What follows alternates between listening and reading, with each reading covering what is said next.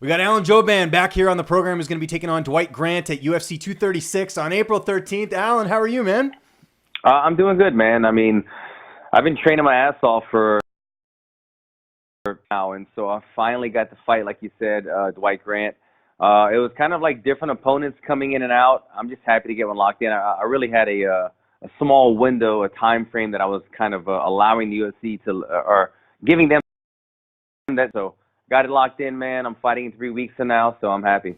And were you familiar with Dwight? I know you do a podcast, so I'm sure you're keeping an eye on who's fighting and everything like that. When they gave you the name, did you know who he was already? Yeah, no, not at all. I didn't. I mean, I'm pretty up to date on most guys in the UFC.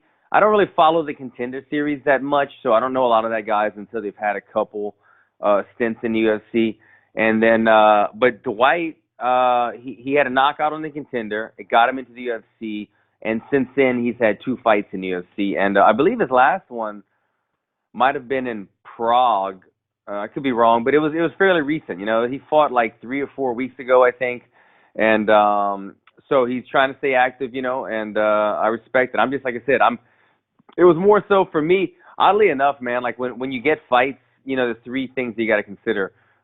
Your opponent, the location, and the date. But for me, the date and the location are the more important ones, just because I'm always kind of busy with my schedule. Sometimes I'm injured, sometimes I'm working on other stuff. And so when I'm healthy and I'm training my ass off, and I have a window that I want to just devote all my time into fighting, I tell the UFC, look, I need to fight in this window, and it needs to be in the U.S. I can't be flying to freaking Russia right now, So I gave them that window. I said, please give me a local fight. Dwight's the guy that they have, and I'm ready to rock and roll. You referenced, injuries. Of course, you were supposed to fight Danny Roberts at UFC Fight Night 134, and I know you had a neck injury there. How long were you out for, and how did you hurt yourself? I hurt myself training. It was just in wrestling. I mean, it was a bit of just the nature of the sport that we're in. I think I just probably had some stuff going on already, and then in wrestling, it kind of inflamed it, and from there, I had two herniated discs. I had to get that worked on. But I was out for. I mean, when I fight on April 13th against Dwight, it's going to be 14-month layoff. So that is by far the longest layoff I've had in my entire career. I've always been a very, very active fighter. Even in the amateurs, when I was an amateur mixed martial artist, I fought 5 times in 1 year. I told my coach, I said, I'm going to fight 5 times. If I win all these fights, I'm going to go pro. I did that. I went pro, and from there, I stayed consistent. And as you get older, look, I'm an older fighter. I'm not shy about it. I'm 37 years old. As you get older, you do slow down. But you slow down from 5 fights a year to 2 or 3. But to go 14 months without a fight, it's been crazy, man. It's been crazy. It's been a long journey getting healthy again. And I'm happy that I am. I'm fully healthy, and I'm ready to rock and roll. When were you actually able to get back to full-time training? Because I know sometimes, especially when it's like, the head or the neck, you want to be extra careful with that stuff. Yeah, I mean, it was kind of this year. It was kind of once we came into 2019. Last year was really weird because I fought February 24th against Vince Saunders. I won that fight, obviously. But even though I won, I didn't escape without injury. I broke my foot in 3 places in that fight. So I had a good, substantial 3-month healing process. I was in a boot. My foot had to really, really heal up because there was a couple breaks in different areas. And I got healthy, got ready for Danny Roberts, as you said, and had the neck injury. That was the largest portion of healing from the neck. But then at the end of the year in December, as I was healing up, I said, you know what, man, like I've been having a nagging elbow. I'm not going to come back after this long layoff instead of a flat tire, have something that's bugging me. So I said, let me go get the elbow cleaned up as well. So 2 surgeries, a broken foot, a lot of stuff. I went through it all. It's not fun, man. I mean, injuries are depressing, but you just have to kind of push past it. Got it done, and then, like I said, when I got back in LA January 1st, I kind of flipped that switch, and I was like, all right, fight camp, fight mindset, let's get it going. How have you structured your training camp for this fight? It's been about the same. I'm happy the way I have things. I still do a lot of MMA and wrestling at Black House with Kenny Johnson. I do a lot of my striking with Julio over at Saxon's Muay Thai. And then the only new thing that kind of came about is Muscle Farm moved from Colorado. Now they're here in Burbank. They're one of my major sponsors. And so I go to Muscle Farm as well. Not only I was doing my strength and conditioning there, but now they also kind of evolved the fight team there, where Joe Schilling sometimes runs up the striking, Jason Manley runs up the jiu-jitsu, and then the sparring as well and stuff. So I dabble in one of those classes a couple of days a week as well. So it gives me a good mix between those three gyms, a good mix of bodies. Yeah, and I was going to say, you get some really good training partners at Muscle Farm, like Matt Brown's there, Mickey Gall, Joe Schilling, like you mentioned. So it's good, I'm sure, to get a variety as far as different looks, especially heading into a fight like this. Good bodies and guys that are good sizes. Like you said, all those guys that you mentioned are welterweights or middleweights. So it's guys that I need. Yeah. And I know you referenced there, longest layoff of your career. I know sometimes when you're off for a while, the weight cut can be a little bit tougher. How are things going ahead of this fight? Good, man. I mean, to be honest, you're like the third person today that kind of asked me about my weight. So I think I'm gonna finally go check it. I was gonna say, well, I'm more so because of the layoff. I'm not saying you don't look any different. I mean, I'm not funny because like my coaches, it's close to 3 weeks, so my coaches are starting to kind of do the normal. How's your weight? How's your diet? Whatever. It's just like fighter talk, like when a fight approaches, that's like the normal questions you ask people. But I haven't weighed myself in forever. I can't even remember the last time I weighed myself. It was probably when I got one of those nice fancy scales for my last fight.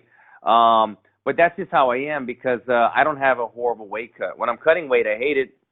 But, I walk around about 190. I fight at 170. I have a very reasonable 20-pound weight cut. And I've got my weight cut down to a science. 20, 30 fights into my career now. I know exactly how I do it. And I do my water load the week of the fight, and it always works really good. So, yeah, I don't know where I'm at, but I'm definitely in great shape. I feel lean, so I'm probably walking around like 186 or something like that. Very reasonable. But I'm going to go weigh myself today now. Are we going to see another finish in this fight? That seems to be the theme your last couple fights. I know, both of you guys have really good striking. I see this being, a potential fight of the night. Yeah. It's funny that you said a finish because when I was going through some opponents, they gave me one guy out of San Diego. I forget his name at the moment. They even kind of mentioned Cowboy Oliveira, but then he got another fight. And we were kind of going through different people. And at first, when I had the guy in San Diego, my manager said, look, I think I've got a guy for you, but you're probably going to be nowhere near the main card. And I go, whatever, man. Like, let's just get this fight. Let's just get this comeback going. Because I knew the guy, nothing against him, no disrespect, but he wasn't a well-known name or a finisher. And then they got this guy. They got Dwight, and he's got a lot of knockouts. And I'm known as a finisher as well, either finisher or fight of the night. And they put us on the main card. They put us on pay-per-view. And I believe the UFC knew what they were doing. The pay-per-view card's got to have the title fights. They got to have some big names, and they got to have some guys that one guy's going to get knocked out, or it's going to be a fight of the night. And they know that when I come to the cage, I bring that. And it's a blessing and a curse, because if you are involved with a fight with me, you probably got about a 90% chance of getting a bonus. And it's a good thing and a bad thing because I get a lot of bonuses from fight of the nights. I get a lot of knockouts, but almost every time I've lost, my opponent has gotten a bonus. So, it's an intriguing thing. It's a weird fact, but it's just something I'm very aware of. When I lose, my guy gets a bonus. When I fight my ass off, I get a bonus. And I think the UFC is aware of that as well. So, yeah, I'm looking to finish him, to answer your question, though, man. 14 months off. I think you saw a little taste of it in my last fight, that it was a fight of the night, but I felt like there's a little bit of a polish, Alan. There was certain things that I used to go to in my old fights, and I would get caught because I just kind of would get into that brawl, or I would do kind of lazy technique, and I pulled away from it. I remember my last fight against Ben distinctively saying, don't do this, these certain little things that I do when I'm tired, and I didn't do them. 14 months later, I've been polishing my game. I'm going against a guy who's very athletic, very power in the hands, but I feel like I'm more crafty in every area of the game. Eventually, I will wear him down and find him and catch him and finish him, I believe. Before I let you go, we're in a new era now with ESPN. Lots of great stuff happening there. Are we going to see you in the broadcast booth anytime soon, or on the TV desk, doing some broadcasting work? Dude, I hope so. It's funny. I've been stalking ESPN. I've been emailing them and Instagramming them and everything. I'm like, get me an audition, guys. Like, I I finally kind of taking. I'm getting used to the new way of things at ESPN. At first, I didn't really like it. I wasn't. I thought they needed more content and they needed more people. I feel like they're giving everything for this small group of people that they're including, and those people do a good job. But you want a variety of personalities and interviewers and different insight, because I feel like right now, although everybody that ESPN has is very intelligent and smart, we're only getting in. It's like them saying you're only going to watch Fox News or you're only going to watch CNN, and we're being forced to only see this side of the story. I wish they would kind of come from different camps, different weight classes, different new fresh faces, and let some new guys in there experiment. We'll see what they want. I think Fox did that a lot. They would put new faces at the desk weekly. They would do different things, and you're getting a different look. Some guys were great. They brought them back. Some guys weren't that good. Now we know. But ESPN is kind of keeping a closed circle, and I wish they would open up a little bit. I'd love to go in there and just kind of see what I could do with them. And if they weren't happy, then I would totally understand it. But I feel like they'd be real happy. So I'm hoping so, man. I actually went to my agency the other day, and they said they're going to get me an audition over there. So we'll see what happens in the future, hopefully. Well, in the meantime, you got to go, punch somebody in the face on April 13th. UFC 236, it's coming up here. Alan, always appreciate you taking the time, man. Just remind people where they can find you on social media, and if you have any sponsors or shout-outs, the floor is yours. Cool. A pleasure, man. If you guys want to check me out, social media, at Alan Jouban, first and last name. I keep it simple across my social media platform. And subscribe to my YouTube channel. I have a YouTube channel. The playlist is Unguarded. I kind of break down whatever's on my head at the time. And then an MMA Heat as well, a show I do with Karen Bryant. And lastly, man, I just have a couple sponsors. Sanibel, they provide me all my gear, some of the best gear in the game. Muscle Farm as well. They keep me recovered and hydrated and everything. So check those guys out.